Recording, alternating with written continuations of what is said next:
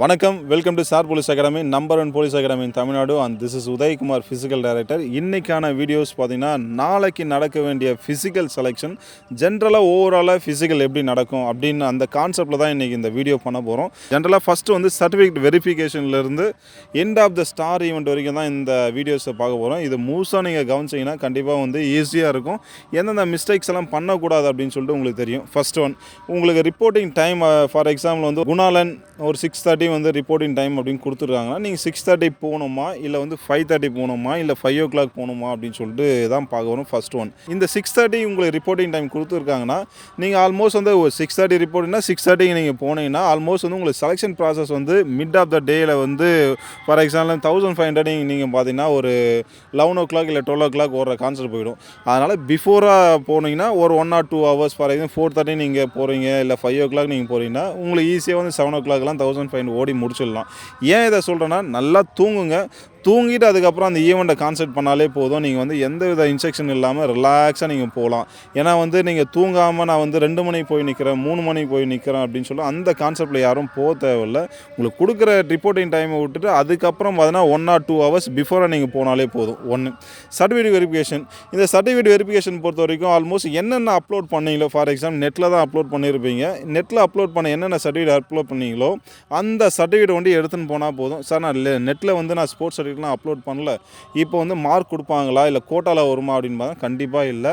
உனக்கு வந்து மார்க் ஒன்று சார் ஆல்ரெடி நான் ஸ்டேட் லெவலில் விளையாடிருக்கேன், அந்த சர்டிஃபிகேட் வந்து வெரிஃபிகேஷன் எடுத்துன்னு போனீங்கன்னா உங்களுக்கு 1/2 மார்க் ஆட் பண்ணுற விஷயம், மற்ற விஷயம் ப்ராசஸ் எல்லாம் பண்ணுவாங்க.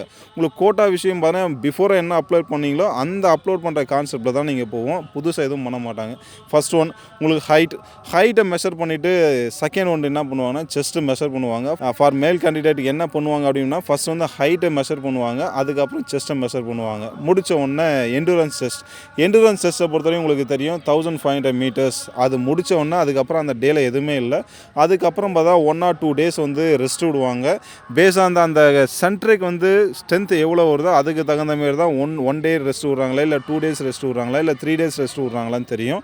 அதுக்கப்புறம் பார்த்தோன்னா ஸ்டார் ஈவெண்ட். இந்த ஸ்டார் ஈவெண்ட்டை பொறுத்த வரைக்கும் உங்களுக்கு வந்து ஃபார் பாய்ஸ் கேண்டிடேட் என்ன பண்ணுவாங்க அப்படின்னு பார்த்தீங்கன்னா, ஃபஸ்ட்டு ரோப் முடிக்க போகிறீங்க. ரோப்பை முடித்தோன்னே வித்தின் 30 minutes உங்களுக்கு டைம் கொடுப்பாங்க. சில பேஸ் அந்த சென்டர் தான் 30 minutes வந்து ஜென்ரல் காமெண்டெல்லாம் இல்லை, 20 minutes கொடுப்பாங்க. ஃபார் எக்ஸாம்பிள் வந்து உங்களுக்கு வந்து ரோப்புக்கு 10 பேர் ஒரு பேட்ச் அப்படின்னா 10 members நிற்க வைப்பாங்க. நிற்க வச்சு யார் குவாலிஃபைடு இல்லையோ எல்லாருமே நெக்ஸ்ட் ஈவெண்ட் வந்து லாங் ஜம்ப் போவாங்க. லாங் ஜம்பில் யார் குவாலிஃபைடு இல்லையோ அவங்க எல்லாருமே பார்த்தீங்கன்னா உங்களுக்கு வந்து 400 போவாங்க. ஃபார் எக்ஸாம்பிள் 400 போகிறீங்களோ இல்லை 100 meters போகிறீங்களோ, சேம் லைக் வந்து லாங் ஜம்ப் பண்ணுறீங்களோ ஹை ஜம்ப் பண்ணுறீங்களோ இந்த கான்செப்ட் போவாங்க. இந்த வாட்டி சிஸ்டம் லாஸ்ட் இயர் சிஸ்டம் என்னென்னா, நீங்கள் வந்து ரோப் ஏறினாலும் ஆல்மோஸ்ட் வந்து you are going to apply for long jump you are qualified or not qualified, you are going to participate for 400 meters or 100 meters. இந்த கான்செப்டில் தான் நீங்கள் பண்ணுவாங்க. ஏன் இதுனா ஆல்மோஸ்ட் வந்து நீங்கள் ரோப்பில் குவாலிஃபைட் ஆனால் தான் லாங் ஜம்ப் போகணும்னு அந்தமாதிரி எதுவுமே இல்லை. அது ரூல் என்னென்னா, நீங்கள் ரோப்பில் சிங்கிள் சார் அடித்தாலும் டபுள் சார் அடித்தாலும் டிஸ்குவாலிஃபைட் ஆனாலும் நீங்கள் going to participate for long jump. அதுக்கப்புறம் பார்த்தீங்கன்னா நீங்கள் வந்து லாங் ஜம்ப் டிஸ்குவாலிஃபைடோ இல்லை சிங்கிள் சாரோ டபுள் சாரோ அதுக்கப்புறம் 400 meters போவீங்க. இந்த ப்ராசஸ் தான் நடக்கும்.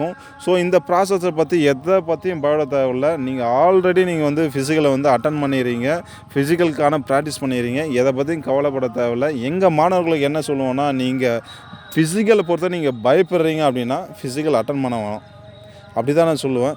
பயப்படுறதுனால நம்மளுக்கு தான் நிறைய மைனஸ் போகும். ஸோ அதனால் பயப்பட தேவையில்லை. இது நமக்கான நேரம், நமக்கான டே அப்படின்னு சொல்லிட்டு பார்ட்டிசிபேட் பண்ணுங்கள். All the best. தேங்க்யூ.